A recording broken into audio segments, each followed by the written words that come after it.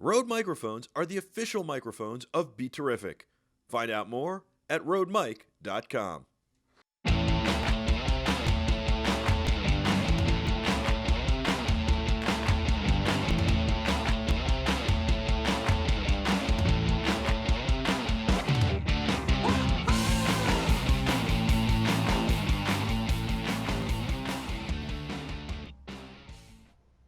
Welcome to the Michael Artsis Show. I'm Michael Artsis. Thanks so much for joining us. So much to get to today on the Michael Artsis Show on BeTerrific. Thanks so much for watching.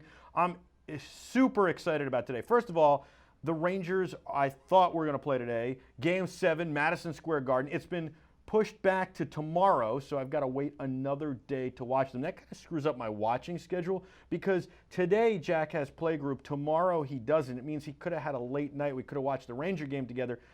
Thursday, he has playgroup, which means that tomorrow night is the most inopportune time. This is all because Bette Midler had a concert in Tampa Bay, had to push back the Tampa Bay-Montreal series one game, which now pushes back the Rangers one game, and hopefully the Rangers will get a break between Game 7 and Game 1 of the Eastern Conference Finals, should they be lucky enough to win. I'm feeling good about them, though. I'm very excited about that. We talked in depth about that yesterday. Of course, we talked about Tom Brady and Deflategate last week, but we didn't know the answer during the show yesterday as to how many games he was going to be suspended for. And so we'll talk a little bit about that later and what I think of the punishment. We've got a lot to get to. Don't forget, we're at Infocom in June. That is June 17, 18, and 19. Wall-to-wall coverage of Infocom's digital signage pavilion. That will be unbelievable. You can reach out to us several ways. The first way, my favorite way, go to BeTerrific.com/live. If you go there, you can actually join either our IRC chat or our web chat. And also, we're starting to work with a Slack chat, which hopefully you guys will all sign up for as well. Thank you guys again so much for watching. You can also reach us on Twitter and Instagram at BeTerrificTV. We're on Facebook as well. That is Facebook.com/BeTerrificTV. Of course, you can call us, 201-735-7711, 201-735-7711. And don't forget, I'll give out the studio number soon. I don't even know where that is. I have to find it. But don't forget, you can also email us, connect@beterrific.com. We've got a very exciting guest up first today. This man is doing some really positive things in the community of geeks and geekdom and cons, really. He has created Operation Hammond, operationhammond.com. Operation Hammond is an EMS service for the geek community and for Comic Cons and conventions. I think it's a brilliant idea. They are traveling around the Northeast, really, and I guess a little bit more of the nation. We're going to find out a whole lot more as James Fedora joins us now. And I think he wears fedoras because his name is James Fedora. James, thanks so much for joining us from the great state of New Hampshire. It's good to be here. What's the slogan on the license plates? I never remember for New Hampshire. Live free or die. It is live free or die. So that means no helmets for motorcycles. Is that true? Nope, no helmets at all. I totally recommend helmets for motorcycles, though. How about you? Yeah, me too. Yeah. Okay. So, James, thanks for joining us. How did you get the idea of starting this? I think it's a novel idea. It's very interesting. And I always thought that when you went to a convention, like if I went to the Javits Center in New York City, the NYPD and the FDNY would supply EMS to stand by and be there at the ready. An ambulance would be parked outside, ready for something to go down. And it could be anything from cardiac arrest to a fight. You know, people traditionally think of it as something aggressive, a fight or an accident, somebody falls off of something, right? But it really doesn't have to be. It could be food poisoning, it could be cardiac arrest, it could be somebody just not feeling well, it could be diabetic situation, it could be epileptic situations, all sorts of different things. I always thought that if it was, again, in New York, it's the FDNY and the NYPD. If it's in Las Vegas, it's the the Las Vegas Police Department and EMS there. I guess I'm terribly wrong. Well, it all depends on the convention place, event organizers for the services that various conventions provide. Now, myself, I've been a professional EMT by trade for about 6 years now. I work for a 911 ambulance service when I don't do this. I'm chairman of Operation Hammond, like you said. We're a first aid organization for nerds and the pop culture community. We provide first aid services, first aid training, as well as outreach to the nerd and pop culture community. That's what we do. But how did you start? I mean, how did you, like, did you go to Comic-Con, or did you go to a convention and you said, there's a need for this, or you just automatically knew there was a need for this? Well, I've been staffing various pop culture conventions for the better part of 10 years, and most of the staffers know I'm an EMT. So whenever somebody was hurt, injured, not feeling well, in addition to whatever job I had, they would more times than not come and find me. And one day it just got to the point where I sat down with a couple of other people who are now our staffers and said, hey, we need to figure out a solution for this problem that both can actually take care of the conventions and their unique needs at hand, because normal emergency medical services aren't an exact fit for this community. And why is that? I mean, I would think that this community has the same needs as everybody else. I think the only difference really is a lot of times they're in costume and cosplay. Why do they have different needs, and what are those needs? I mean, I would think if I went to a hockey game or a baseball game or a football game, those venues are going to have the same needs, with maybe minus the alcoholic drinking here. And I don't know, is there alcohol at Comic-Cons? It depends on the event and depends on the place. Okay, so there can be. So maybe not minus the alcoholic partaking. So I would think it's the same needs. What are the different needs of these kinds of events and the people who attend them? Well, when you get into a nerd, geek, pop culture convention, they sometimes do have very specific needs when it comes to the type of people that go to the events. You know, normal EMS sometimes isn't suited for them. You know, typical with an emergency medical service, if you ask for a standby, you'll typically get an ambulance or maybe one or two people. Us as an organization, we can bring in the needed people that want to be there, that can be there for the entire event, and that are skilled at helping out the people that go to those types of conventions, whether they be geeks, nerds, otakus, you name it. We work with them. Have you ever had a situation where you roll up on somebody who needs your help and them or their friends think that you're cosplaying, you're dressed up as emergency services? Sure, happens all the time. That's why we have a standard uniform we wear to many of our events. And usually when a cosplayer sees us and then they see what's inside our medical bag, they know we're probably not a costumer. Right, especially if somebody's in trouble, then, I mean, it kind of adds up at that point. True. What about some of the things that you see that are different in these situations? What is the most different thing you would say you've seen, or the most different need you've had? And without talking about a specific person, I know you can't talk about people, but you can talk about situations, right? Well, a lot of times people are hesitant to call for help because we'll take your run-of-the-mill anime convention. XYZ person saved up all their money year long, wants to go to this convention, and say while they're standing in line on Friday, they slip and fall and they twist their ankle. But they really don't want to leave, so they ignore the injury. And then probably around sometime, maybe a day later, we come across them and they're in pretty bad shape. They don't want to leave via ambulance, but they still need help. Yeah, I think that you're right. And so what do you do to help them? I get it, because it's, you know, if you're at a sporting event, you've paid all this money, but it's a 4-hour event or a 5-hour event, and if you need medical attention, you need it, and it's kind of a different thing. But these people have saved up for a year to go to this. They want to see their favorite people. They want to get their autographs. They want to get their pictures. Their merchandise is very important to them. And you know, maybe they'd walk with a broken ankle even just to do it. They try and endure the pain. Also, they don't want to leave in an ambulance. Also, I mean, I can understand that being maybe embarrassing. Some people see that as an embarrassing situation. How do you compensate for all of this? Well, we have various ways we can compensate. A lot of times, these folks are looking for a sound judgment, somebody to talk to figure out, hey, is this injury something I need to take care of now or later? Without our service there, a lot of times these people don't have that sound mind and judgment voice helping them out. Or other times, people come directly to us because they've seen us at other shows and know that we can help them.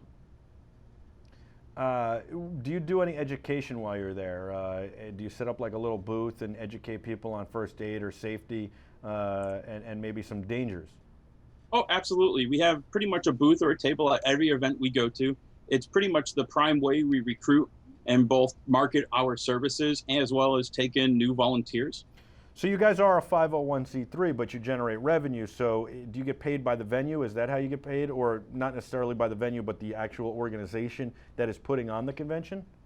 It all depends. We have about an $8,000 to $10,000 budget each year. We have to cover, medical liability insurance, equipment, marketing, travel, just like any other, nonprofit organization. So depending on the event in place, some events pay us in a straight fee to be there.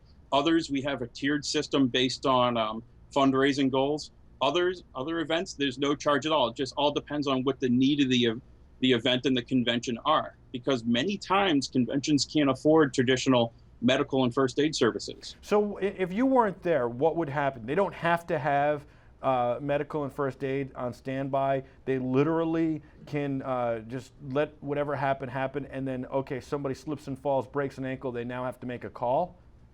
Yeah, that's usually what happens. Usually most will call 911, and depending on the city, place, and state, it can take a while for the emergency services to get there, but that's more the exception than the norm. Well, I mean, look, Adam and I were just actually in a small car accident today in New York City, and it took 2.5 hours for the police to arrive. So I think a city like that's a perfect example where having medical staff on hand to be able to be the first responder can be very helpful. What happens when you have a situation like there was, I guess it was in Connecticut, about maybe 6-7 months ago, where people got trampled and stampeded? Are you guys equipped to handle that if you're there and actually help out on a massive scale?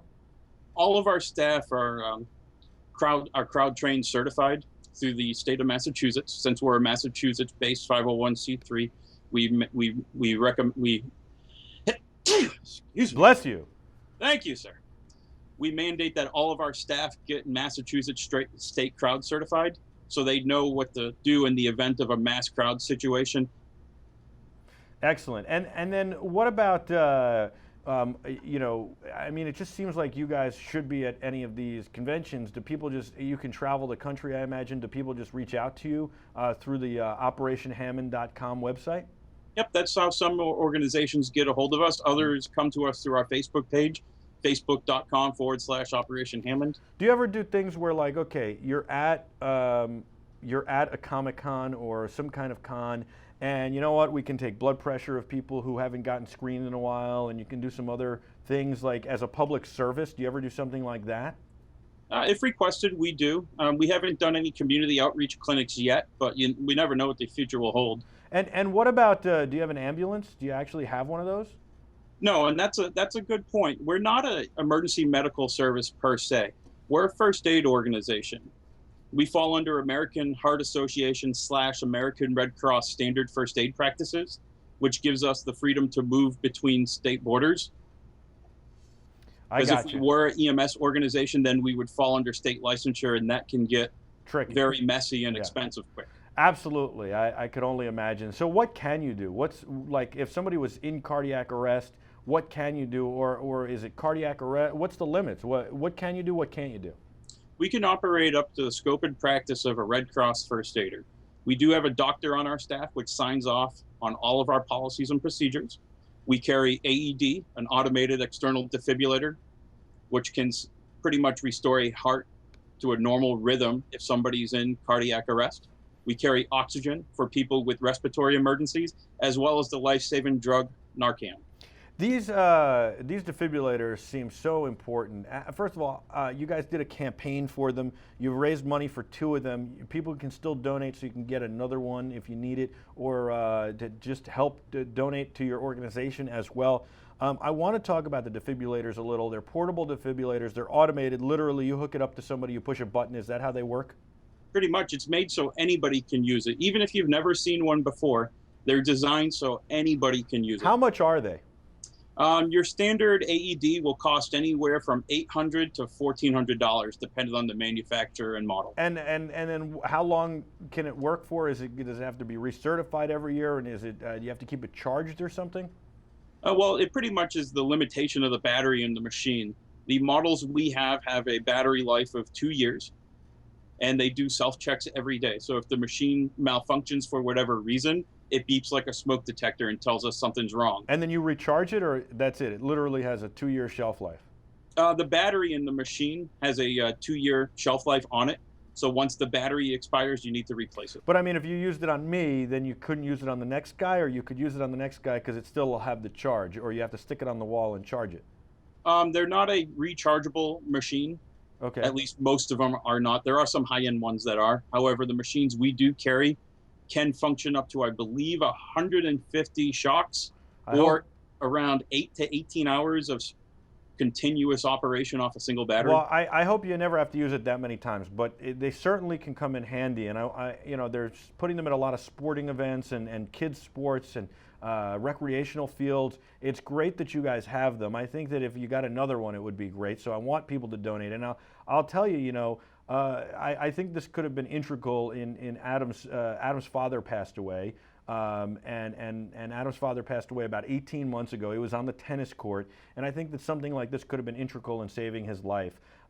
There was not, at the tennis court he was on, a defibrillator, and there was a lot of controversy about whether they should get them or not, and whose liability it would be if it was done wrong, and all this stuff. So the tennis court didn't have one, and unfortunately Adam's father had a cardiac episode, and he was playing with a doctor. And the doctor had said that if he had had a defibrillator there, he probably could have saved Adam's father's life. Now, we don't know for sure. It's a nice thing to think about, to pine over and to wish, but it would be very nice, at least if the place had it. Now, Adam's mother went as far as to offer to donate one to the tennis court, but they're actually, it's a club that is winding down, so they declined the donation. But I think it's very important to have these. I think realistically, you're talking about something that's very low cost for what it does. To save a life is very low cost, and I think that they're really important.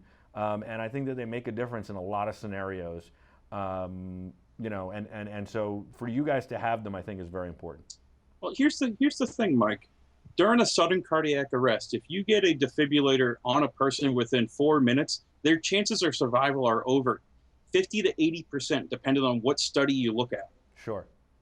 And that's huge. Yeah, I think it's really important. I think that's the thing is, the biggest problem is getting an ambulance to somebody, getting a properly trained person to somebody, getting the defibrillator to them. But if you have it on location, you can do that. Now, you think of a big building like a big convention center, they should have many of them, because running back to the front of the Javits Center, once you figure out a person's in cardiac arrest, and grabbing this thing and then running all the way back, if it's not you guys, if you're not sitting there, it is kind of pointless. Now, how many crews do you have? If you were to cover like the Jacob K. Javits Center, it's, I think, 2 million square feet in New York City. Or it's 1 million square feet. In Vegas, it's 2 million square feet. So I'm getting my convention centers mixed up. But it's 1 million square feet in New York City. How many crews would you put together to cover the entire Javits Center? And then would each crew have one? I know you only have 2 now, but if you could, would you say each crew would have one kind of in their pack? Well, never been to the Javits Center myself, so I can't really, I would only be speculating how many crews we would have for a convention center that size. However, the Heinz Convention Center in Boston, we typically run 2 or 3 crews in that convention center most of the time. And our supervisor, inside the supervisor bag, has our AED, as well as in first aid, we have our second machine. Very nice. I think it's very, very important. Now, what other things can you do? If somebody needs stitches or something like that, what do you do? I cut my leg open and I'm bleeding all over the place. You're not giving me stitches, but you're figuring out a way to close it enough to get me to the hospital.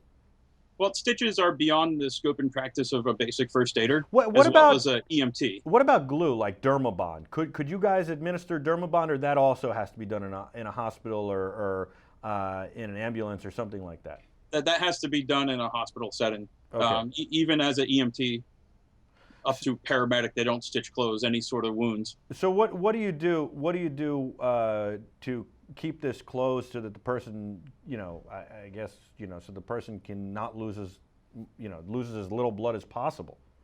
Well, basic first aid for any wounds, cuts, scrapes of varying size means pretty much direct pressure with gauze, as well as a pressure application until the bleeding stops. Excellent. All right. James Fedora from OperationHammond.com. We're going to take a quick break. We're going to come back. You have a few more minutes to give us? Sure. All right, we're going to come back. We're going to talk about a lot of fun stuff when you come back with us, and we'll take a quick break. We'll be back right after this on the Michael Artsis Show. Thanks for joining us, James. Stay with us.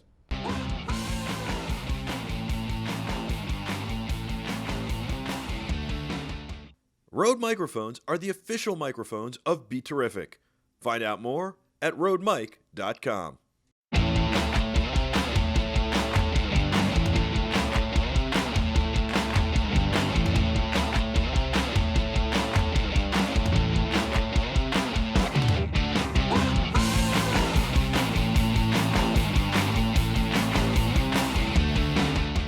Welcome back to the Michael Artsis Show. I'm Michael Artsis. Thanks so much for joining us. I want to thank Jenny and Sean and DP for watching, Monty, Chris, all you guys who are watching. Of course, thank you guys very much. Hey, Ben, what's going on?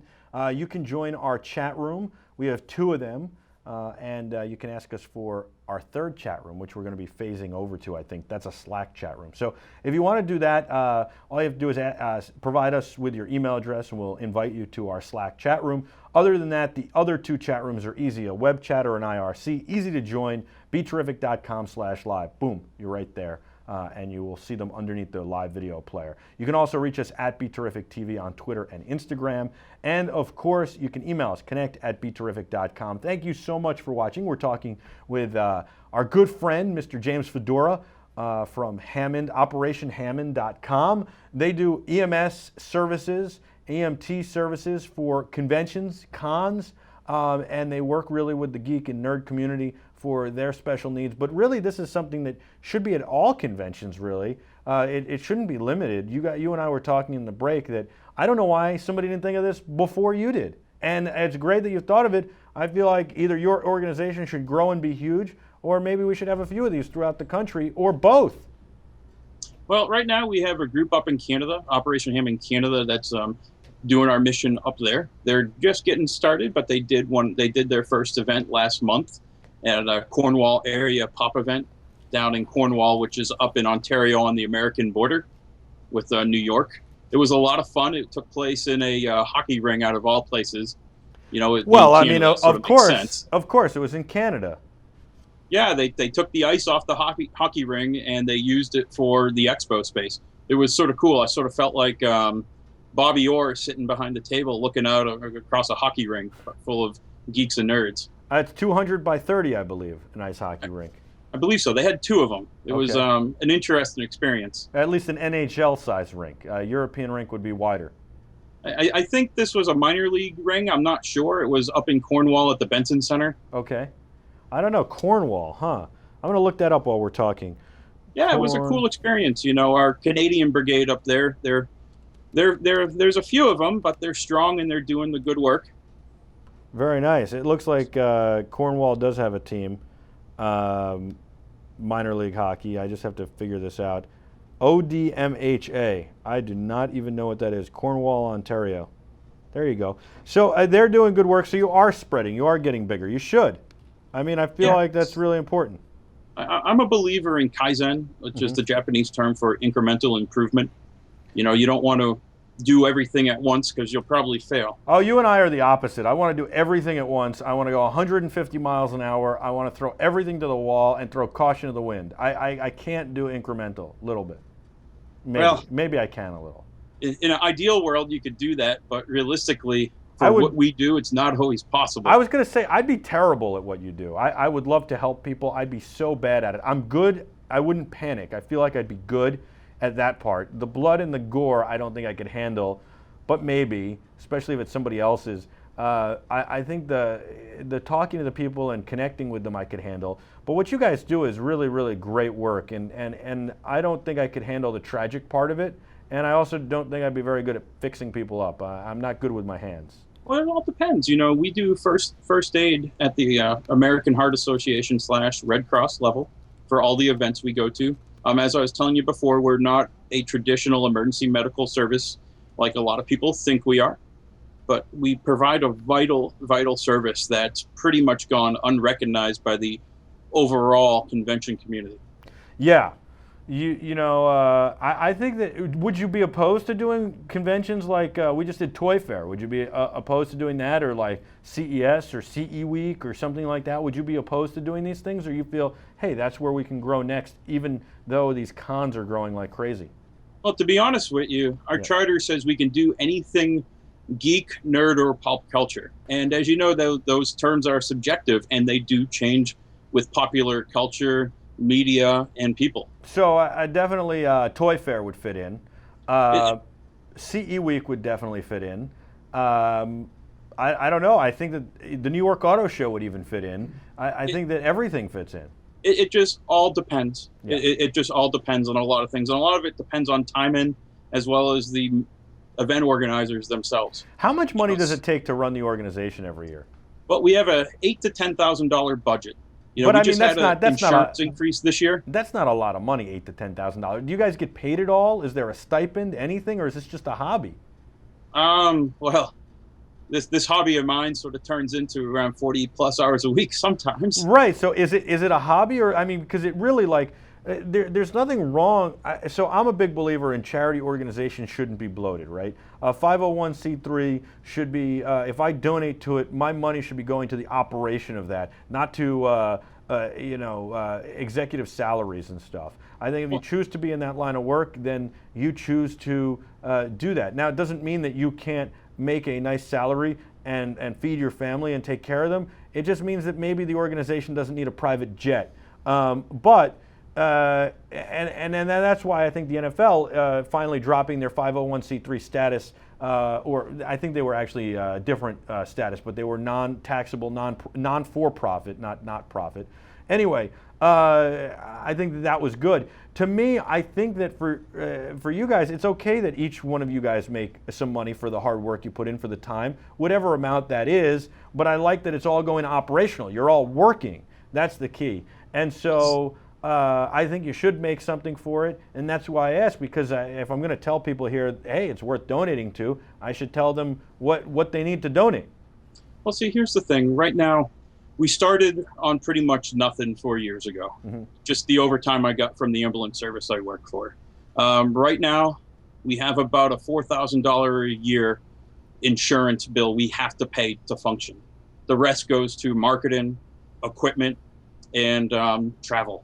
So okay. when you take $4,000 and you add, say, $2,000 in equipment, our AEDs we purchased, as well as our basic first aid supplies, as well as the travel and the basic marketing, you fast get to around $8,000 to $10,000 pretty quickly. You know, I know to some people that sounds like a lot of money, but in the reality of business, that is not a lot of money. No, we pride ourselves at running on a shoestring budget whenever possible. It's actually too little, because I can only imagine what you could do with a little bit more. And if you guys were compensated, not that you're dying to be compensated, but you need something for your time. You can't continue the rest of your life to put in 40 hours a week on this and not be compensated for it, and significantly compensated. And there's nothing wrong with that. And you know what? The conventions, a lot of them, should be paying for your services and should want you there, and that even if it drove the ticket price up. Look, if you have, how many people go to New York Comic Con? We're talking a big convention here, but I think it's 90,000, 150,000 people, or 30,000, 138,000 people. Look at that. I actually remember that. 138,000 people. If each person put $1 more on their ticket, $1 more on their ticket. So what was the average ticket price, Adam? Do you remember? It was like $250 a ticket? Okay, so $251 a ticket, okay? You guys would bring in $138,000 in revenue, which would help you buy new equipment, pay your insurance, staff up for the event. It would help you each take a salary of some sort. And again, there's nothing wrong with you taking a salary. If you're going to be a 501c3, I don't want to see you in a private jet flying in New York, but you've got travel, you've got transportation, you've got hotel rooms, you've got equipment. You've got to replace the equipment, by the way. When I fall down and bang my knee and you wrap it, you got to replace that, right? Who pays for that? Is it just literally you walk me to an ambulance, I go to the hospital after you've wrapped me, or you get me to the hospital in some way, and you don't see a dime, from my insurance company or from me, like, hey, here's $55 for that gauze, when the hospital's making, as masquerading as a 501c3 and making about $23,000 on my stitches? No, we typically, we never see any of the money when people go to the hospital at all. Which is awful. And what I'm saying is that you guys should be compensated. And so that's what I'm saying. Like, for an organization, I don't care. You want to say 50 cents per ticket. It doesn't really matter. I'm willing to pay that for my safety. I'll tell you what, if I'm going to go $250 for my ticket, I'll pay $251 to know that I'm safe and secure. And the venues should all think about that, and they should all want that. Not only the venues should make it mandatory, to be honest with you. When I think about this, the fact that I could be at a venue, I'm thinking about it from a legal standpoint right now. As a lawyer, and I'm not a lawyer, but if I were a lawyer, and I don't play one on TV, but I should, I would think about it this way, James. If I owned a venue and I have this huge insurance that I pay, and then I let New York Comic Con come into my venue and they don't have the proper EMS or EMT service, and this guy over there falls, slips, breaks his ankle, and it takes 4 hours for the New York City people to get there and start taking care of him, or cardiac arrest better. Now, forget about even the lawsuit and the money and whatever. Some guy just died in the Javits Center because you didn't get there with a defibrillator. Now, I'm not saying that's the case with the Javits Center. I'm not saying they're not well equipped. I don't know. I've never asked this question, and I should. But the thing is, I would pay $1 extra for my safety and for everybody else's safety on my ticket, and I think that everybody should, and I think you guys should be compensated. So I guess if all our viewers donate to you, that would be good. That's a good start. But I think that to me, you should work out something with a ticket price bonus, right? So that maybe even the convention, especially the smaller conventions, they don't have to pay you up front $30,000, $150,000 to be there, to staff it, to have hotels and travel and all that stuff. But they give you a share of the ticket prices, even if it's $1 a ticket. I think that's very important. And you can structure it different ways for each thing. Or I don't care, they write you that check for $138,000 and boom, they charge everybody $1 extra per ticket. It all depends on the event, the convention, the place. A lot of it's politics, believe it or not, on why some of these events don't have medical aid services. A lot of it boils down onto price.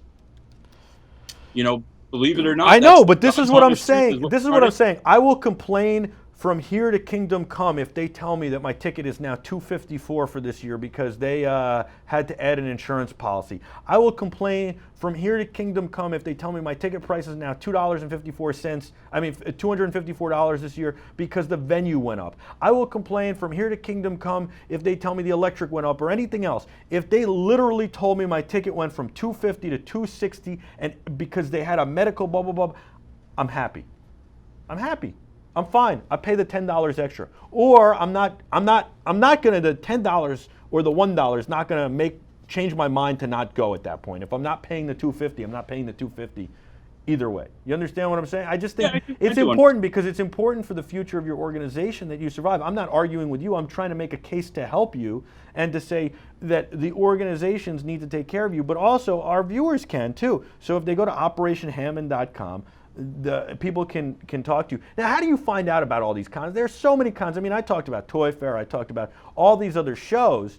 I didn't even get to many cons. There's Northeast Comic Con, New England Comic Con, there's Big Apple Comic Con, New York Comic Con, there's San Diego Comic Con, the original one, right? There's all these others around the whole nation. How do you find out about these? How do people find out? Well, a lot of it comes down to networking. Sometimes the events approach us. Sometimes they see us when we're out at an event. To date, we've done over 35 events and conventions in 7 American states and Canada. We've done everything from Anime Boston, which is New England's largest anime convention, down to a Quidditch festival, a Quidditch tournament in Rhode Island. It's the only sport where you can proverbially get a broom up your backside if you're not careful. And have you had that happen? Have you had to help somebody who's been bruised a little by this? Yes, the Quidditch tournament was really interesting. The crew we sent down there used everything out of the response bag, including the bag itself, to tend to the players, because these are college kids playing Quidditch, and they play for keeps. What at that point? I mean, do you have to replace the bag and everything too because of the Quidditch tournament? After the Quidditch tournament, I believe it was a total bag replacement. Yeah. Oh, the bag man. itself survived, but the entire contents were used. Oh, wow. And what are some of the funny stories, though? And it doesn't even have to be medical. What are some of the funny things you've seen at all these? I mean, all these cons. There's so many different things. Well, there are so many different events. You know, we did an adult alternative lifestyle convention up in Rhode Island. And it was a really cool event. The event organizers were great. They treated us like guests. My staff at times was literally tied up, physically tied up. Wait, physically tied? They tied your staff up? Consent, yes. Oh, okay. Just making sure. Yes, consensual. Consensual tied. That sounds weird. Does that sound weird to you, Adam? I think that sounds weird. We saw it at New York Comic Con. I thought they had the best signs that cosplay does not equal consent. By the way, I thought that was really important. That was after the issues in San Diego this past year. So I thought that was really great. But that's funny. So what happens if one of your members is tied up though, and then somebody gets hurt? Oh, they were off duty at the time. Oh, you run in shifts then? Yeah, we do run in shifts, typically 8 to 9 hours, depending on the event. This event had rope classes where you could learn how to safely tie up people in rope. Since it's an adult alternative lifestyle convention, this was one of the classes you had. They had some very skilled teachers who were both versed in safety as well as consent of both parties when they go through something like that. And where? How do you? I don't know what to say about the adult convention here. Adam, help me out. I'm not sure what to say either. Yeah, it's a unique community. Yeah. You know, they approached us for their first aid services. They're a fantastic event. It's got to be interesting. I mean, I would love to go as a journalist. I would love to be there. I'm weird like that. I met an adult actress one night at an event, an adult star, right? And I literally interviewed her the whole time. There were no cameras there, nothing. She said at one point, "Excuse me, I got to go to the ladies' room." And then she came back. But in the time that she had left to go to the ladies' room, I realized I was literally interviewing her and asking her all these questions. And I then wished that I had a camera rolling because quite honestly, it was a pretty decent interview. And it was interesting, and I find all sorts of things interesting. I think this would have been really cool and interesting. Did you guys learn a lot there while you were there? Yeah, we did learn a lot. It was our first event of that type. Are you able to help them? Because I know a lot of times, like, what about their bruising and stuff and all sorts of other stuff? Are you able to help them with that? Absolutely. Basic first aid is something we do, and we do it well. The big thing that... But I mean, are you able to help them, like teach them what the proper things to do for aftercare are? Exactly. Yeah. You know, a lot of folks that go to those events are very versed in aftercare. Mm-hmm. You know, the biggest thing that we left with that convention were these folks are people just like you and me. They just have a different type of fandom that they go to conventions for. It's not very widely talked about. Yeah. And you won't read about it online or in the paper. But, you know, they need first aid services just like everybody else, and we're there to provide. It was our first convention of that type. Are you going to do more like that? We never know what the future holds when it comes to conventions. If you asked me that question 2-3 years ago, I probably would have said, I don't know. Yeah. Maybe. Is it considered geeky or pop culture or nerd? I mean, how does it fit into the model? Sure, it fits into the nerd model, the geek model pretty easily. And what about the most dangerous thing that happens at one of these at this kind of thing? I mean, I'm thinking like hot wax might be bad. Maybe I guess a whip, right? But what is the most dangerous thing? Well, see, here's the thing. We walked into this event with pretty much an open mind. We weren't sure what to expect, but they treated us like gold. They honestly did. Did you? You didn't study beforehand? Because I think it would have been mandatory. I feel like the whole team should have studied, kind of like you go into a football game, scouting the other team. I feel like you guys should have studied this up.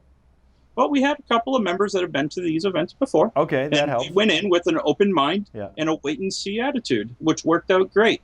But the community embraced us with open arms. Yeah. What was the? And we found they were more safety minded than most of the other communities we do services with. Yeah, I think that's probably true though. When you think about it, they seem to have safety in mind always, as opposed to I mean, if you're going to Comic-Con, who's thinking of safety? You're wielding a sword that you made out of a thing in your garage, right? You're not exactly thinking of safety most of the time. If you're going to the New York Auto Show, you're not thinking of safety. I'm not anyway. Oh, these are some of the most safety-minded geeks and nerds we've ever come across. Really? Yep. What was the best outfit you saw, or lack of thereof? I'm not at liberty to comment on any outfits or wear that was seen at that convention, sir. Oh, come on, James, you tighten up right there. We're just having fun here. Oh, I know. There's strict policies when it comes to cameras and photography. But I mean, this isn't stuff. a camera. This is your mind, and you're not talking about the person, a specific person. All right, we'll move on. Clearly, I've made you uncomfortable. I like how he sprung that on me, and yet I'm making him feel uncomfortable by asking him the most interesting thing he saw there. All right. What about the most interesting thing you've seen at a Comic-Con or another kind of con? Well, we were down at Anime Boston not too long ago, which is New England's largest and most celebrated anime convention. I don't know if you watch Gundam Wing. No, I don't. Their theme was Mecha versus Kaiju. Japanese big robots versus Japanese big monsters. And a friend of mine named Matt Miller for their theme department made, this thing had to be about 15 feet tall Godzilla out of plywood and plastic paint, I believe. And they had the creator of Godzilla there. Wow. The guy in the Godzilla suit. That's impressive. They flew him from Japan. Wow. And he signed the front of it. Unbelievable. What about one of these, like, Adam, you go to them. What are those festivals that the people, they drink the beers in the steins and they wear the old-timey clothes? It's slipping like my an mind. Oktoberfest? Yeah, like an Oktoberfest, but it's, a Renaissance fair. Do you go to any of these Renaissance fairs? We haven't done a Renaissance fair yet, but we did a Watch City Steampunk Festival last weekend, which takes place in the City Common in Waltham, Massachusetts. That sounds pretty cool. Yeah, it was pretty cool. It was a giant outdoor steampunk festival. Do you ever get to, like, for you, is it ever exciting that you're going to these venues, especially when there's, like, downtime? Because there are times when people don't need your services, right? So, like, if you're doing something cool, you get to look around, you get to see it, and it's not something you'd necessarily get to see in a lot of cases, but sometimes it is, and sometimes it's something you might even buy a ticket to, but you're there working, but at some point you get to at least relax and kind of enjoy it a little bit, right? Oh, absolutely. Yeah. You know, one of the things when we first started, there was about 5 or 6 of us that were pretty much dedicated to the organization and did just about every event. And so we were pretty much working nonstop when we'd go to a show or a convention. But now we have a staff of around, at most events, 15 to 20 plus. So now I can have time to do the important things like eat, use the bathroom, and most important, sleep. Sleep, yes. That's especially when it's a multi-day one. Have you ever thought of doing like Coachella or Burning Man or something like that, or the South by Southwest conventions? Well, it all depends. You know, we never know where convention's going to come up next. You know, just when we thought we've done them all, something wacky and crazy comes onto the radar. You know? Yeah, I hear you. I hear you for sure. Well, I got to thank you for coming on. OperationHammond.com, OperationHammond.com, OperationHammond.com. I am sure that at some point, James, we will work together. I'd like to make some introductions for you. Hopefully, you'll make some introductions for us. And hopefully people donate to Operation Hammond and get the word out. How does that sound? To donate to us, it's pretty simple. You can go onto our website, OperationHammond.com, and in the upper right-hand corner, click on Donate, and there are a variety of options on how you can donate to us. Excellent. Very, very cool. James, thank you for your time. Did you have fun? James Fedora, who wears a fedora when he's doing his work. I love it. Oh, I had a great time. It was a pleasure to be on the show today. Pleasure to have you. I need to wear a fedora more. I have them. I don't know why I don't wear them more. We were just in the sun earlier today, and not expectedly, and I was worried about the chrome dome getting sunburned. I constantly have to wear a hat now. It's just strange. So I have some, you know, a baseball cap doesn't look that good with a suit, but I have like some fedoras. Is it fedoras or fedoras? That's what they really are. Fedora. So mobster of you. I like my hats. Yes. Anyway, I got to wear a fedora more. We're going to take a quick break, come back with a whole lot more on the Michael Artsis Show right after this. Don't go anywhere. Thanks for watching.